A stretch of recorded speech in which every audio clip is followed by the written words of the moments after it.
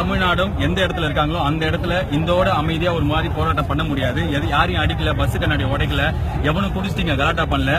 இருக்கிற ஒவ்வொரு பசங்களும் தெளிவா இருக்காங்க, என்ன வேணுங்கிறதுல இருக்காங்க. நான் இங்க எதுக்கு வந்தேன்னா ஒரே ஒரு விஷயம் தான், ஜல்லிக்கட்டு தமிழ்நாட்டோட கலாச்சாரத்தோட அடையாளம்னா இன்னைக்கு நடக்கிற இப்ப 4 நாளா நடந்துட்டு இருக்கிற போராட்டம் நம்ம எல்லாரோட ஒற்றுமையோட அடையாளம்.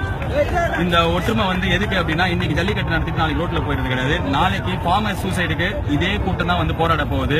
காலேஜ் ஃபீஸ் அதிகமா கேட்டானுங்கன்னா இதே கூட்டம் தான் போராடும். இனிமே எங்களை யாரும் ஏமாத்த முடியாது. ஏமாத்தினீங்கன்னா நாங்க எங்களுக்காக கேள்வி கேட்க ரோட்டுக்கு வருவோம். இந்த ஏமாத்துறது சென்ட்ரல் கவர்மெண்ட் மத்த ஊர்ல இருக்கிறவங்க கிடையாது. இந்த ஊர்ல இருக்கிறவங்க எந்த ஊர்ல இருக்கிறவங்களாலும் தமிழ்நாட்டு மக்களை இதுக்கப்புறம் ஏமாத்த முடியாது. ஏமாத்தினா மக்களாகிய நாங்க எங்களுக்கு கேள்வி கேட்டுப்போம்.